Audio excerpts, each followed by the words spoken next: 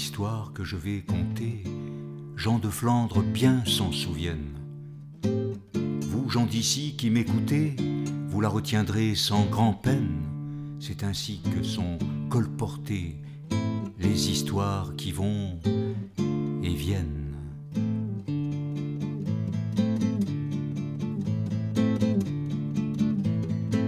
Il s'appelait Claes Utenhoven, preux chevalier de grand renom. Bravoure au cœur, sagesse au front, et pourtant 25 ans à peine. Claes Utenhoven, c'était son nom. Il était depuis peu marié à la plus aimable des femmes. Amour du corps, amour de l'âme. Mais il s'en alla guerroyer en Orient contre l'islam, et la laissa les yeux mouillés.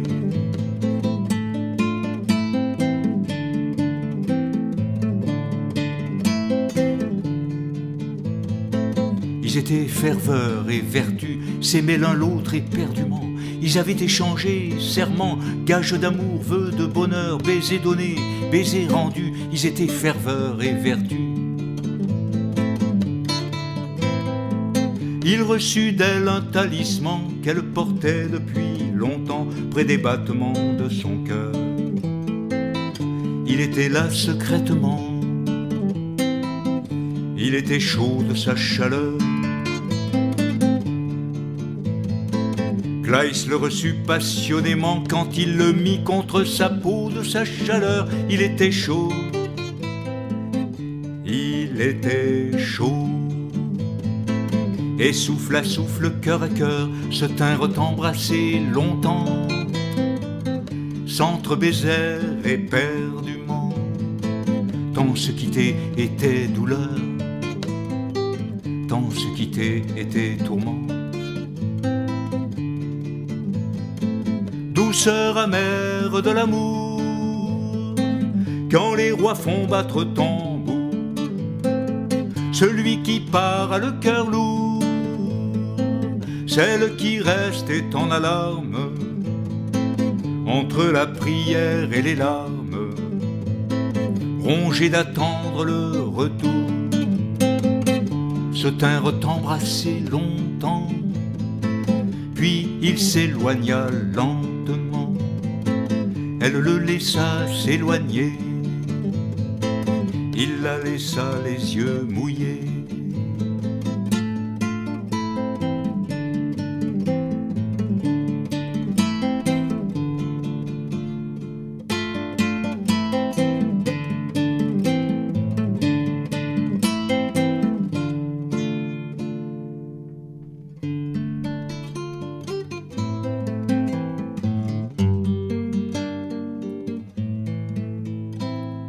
C'était la fin du mois d'avril, du soleil partout sur la ville, dans le ciel bleu, la lune blanche en forme de croissant qui penche cherchait un effet de blason par-dessus les toits des maisons.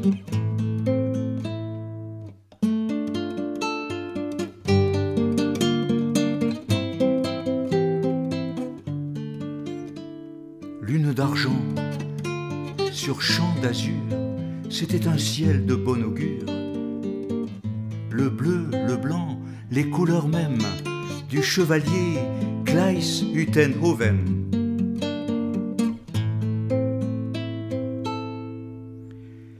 Jeune femme, à peine épousée, seule rêvant à la croisée.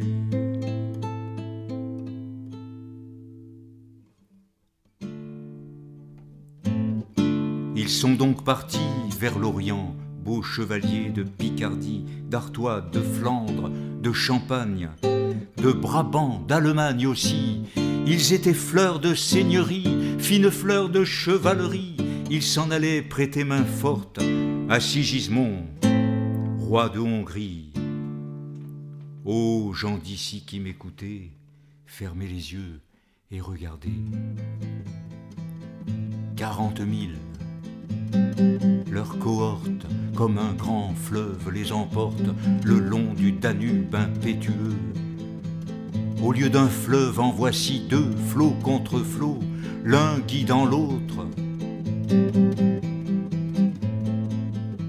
Armure, lance, gonfanon, bouclier, fleuri de blason, croix d'or brodée sur les bannières, chevaux soulevant la poussière, ils s'en vont loin, toujours plus loin, ils s'en vont loin, plus loin toujours. Et si Gismond de Luxembourg et Jean sans peur vont en avant du long cortège étincelant, et près d'eux, Claes, Uten, Hoven, armure blanche, épée d'argent, ils montent un grand destrier blanc, ils voient rougeoyer sur la plaine les cuivres du soleil levant. Comme à son cou brille la chaîne d'or du talisman.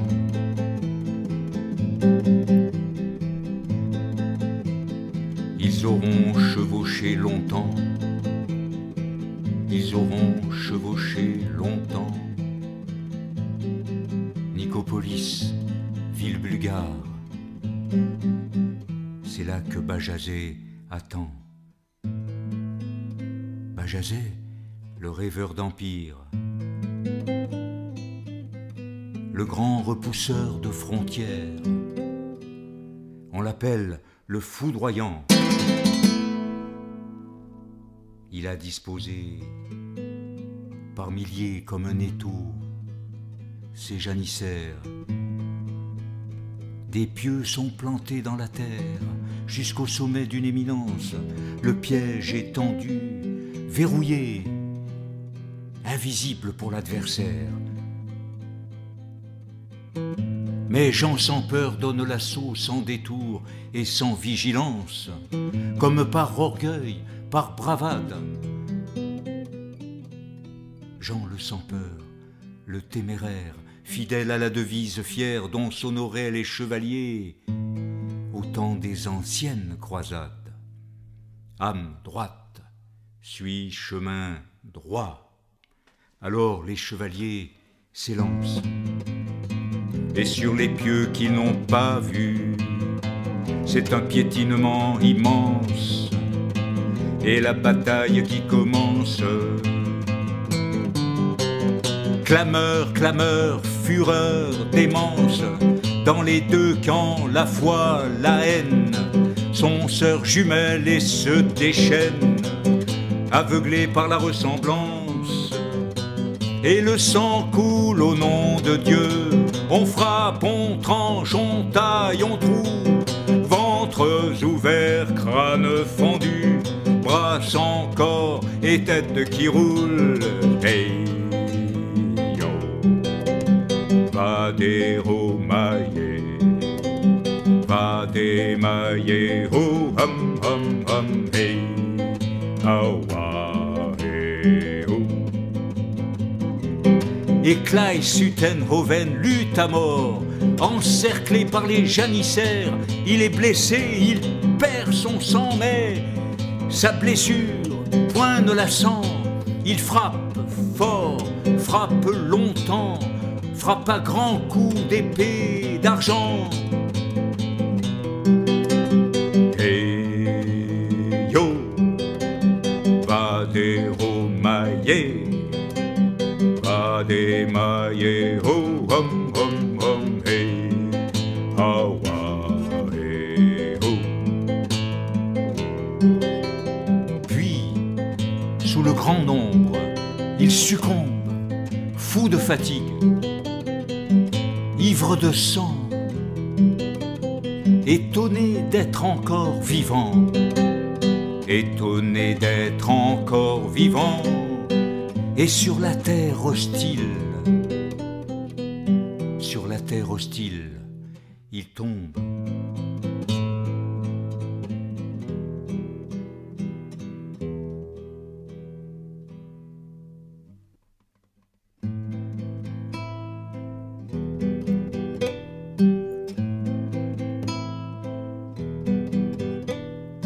Par la fente de sa visière, il voit passer sur la lumière les ombres du soir qui descend.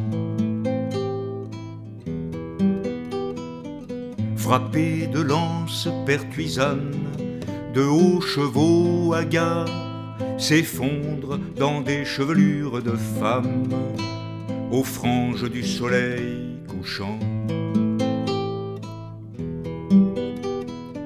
Sur l'herbe noire des talus, là où meurent les oriflammes et les étendards abattus, il voit des arcs-en-ciel déchus.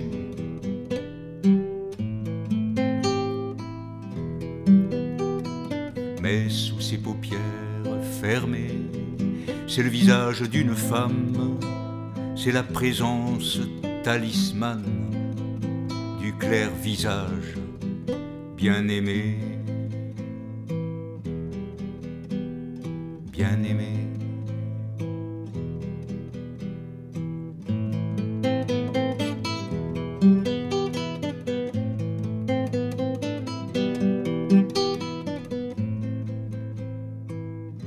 Puis, c'est la nuit, c'est le silence, une figure du néant. La lune, en forme de croissant, monte rouge dans le ciel noir, recourbée comme un cimeterre. Et le sultan vainqueur regarde l'énigmatique messagère, se demandant s'il faut y voir un présage,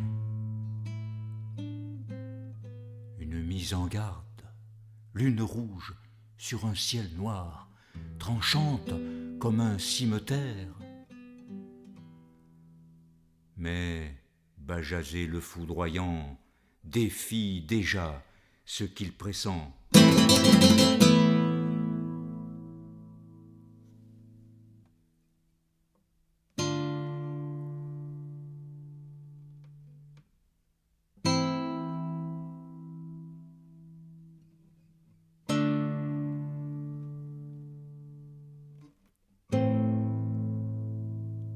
Les lourds chevaliers métalliques, dérisoirement héroïques, la fine fleur de seigneurie, fine fleur de chevalerie, en un seul jour auront péri. Beaucoup sont morts dans la bataille, beaucoup après, décapités sous les yeux même du sultan. D'autres réduits en esclavage et dispersés dans tout l'Orient. Seuls 24 chevaliers, 24 sont revenus libres contre forte rançon.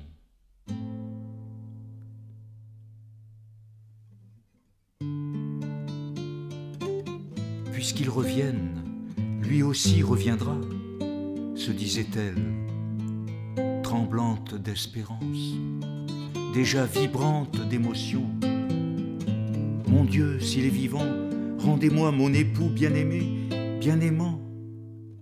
Et s'il n'est plus, mon Dieu, qu'il soit placé auprès de vous, dans votre paradis. Elle priait, priait, fervente, haletante. Il allait revenir, son cœur le lui disait. Elle attendit ainsi 1 an, 2 ans, 3 ans. Ma fille, S'il vivait, il serait de retour à présent. Votre époux a péri. Pourquoi l'attendre encore? Mariez-vous, ma fille, et qu'en seconde noces un fils vous soit donné. Père, attendez encore, mon époux reviendra, mon amour me le dit. Père, attendez encore, mon amour me le dit. 1 an, 2 ans, 3 ans. Ma fille, 6 années, il ne reviendra plus. Les prétendants se pressent, ils s'impatienteront. Mariez-vous, ma fille.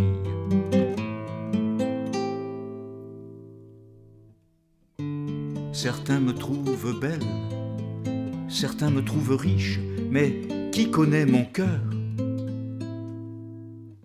Père, pardonnez-moi, j'attends encore, j'attends. Père, pardonnez-moi, j'attends encore, j'attends. Dans la 9e année, comme un feu qui s'éteint, l'espoir se désespère. Dieu a pris mon aimé, il est auprès de lui, mon père, j'obéis.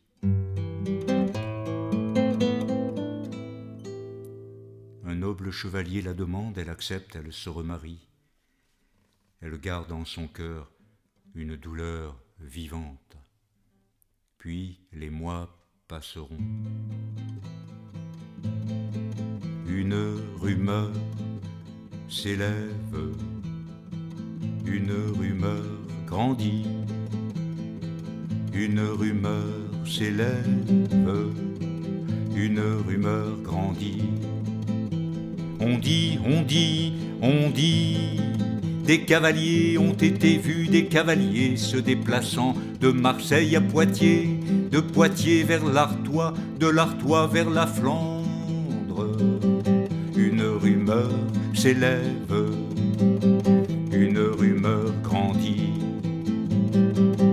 et le bruit se répand. On dit, on dit, on dit, qu'ils viennent d'Orient. On dit que Claes, Utenhoven chevauche parmi eux. Une rumeur s'élève, une rumeur grandit, et le bruit se répand, et le bruit se répand, et le bruit se répand. Il parvient jusqu'à elle.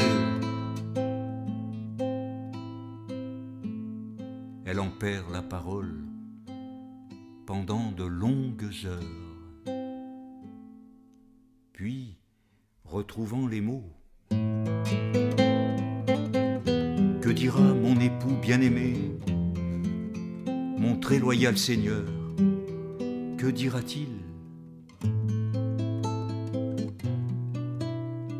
Je suis femme légère, versatile, infidèle, j'ai donné à un autre ce qui n'était qu'à lui. Voilà ce qu'il dira.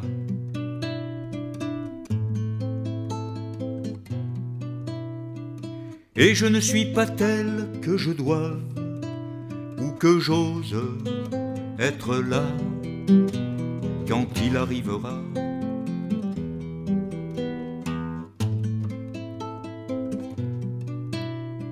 Non, je ne suis pas digne qu'il doive ou qu'il veuille poser les yeux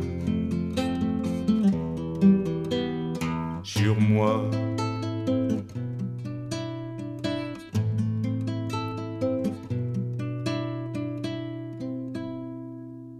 Et son cœur qui n'était que vertu, loyauté, l'abandonne. Sur un lit on la porte. Elle revient à elle, mais il n'est au pouvoir de personne de la faire manger, ni dormir. 3 jours, 3 nuits, elle pleura. Le 4e jour, elle se confessa, de tous, implorant le pardon. Pardon surtout de son loyal époux. Le 4e jour, elle mourut. sa mort fut grande perte.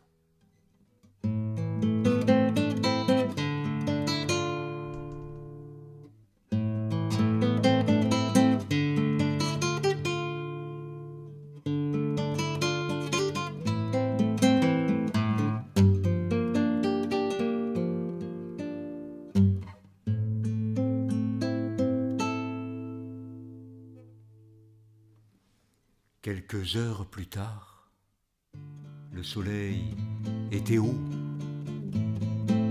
Des cavaliers entraient dans la ville de Gand.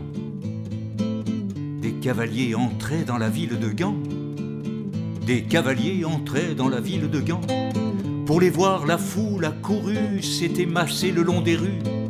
Des cavaliers entraient dans la ville de Gand, et Claes Utenhoven chevauchait à leur tête. Il avait enduré de la guerre l'horreur et l'infamie de l'esclavage. Il survécut longtemps, une plaie vive au cœur. Cette histoire que j'ai contée, gens de Flandre bien s'en souviennent. Vous, gens d'ici qui m'écoutez, vous la retiendrez sans grand-peine. C'est ainsi que sont colportées les histoires qui vont et viennent.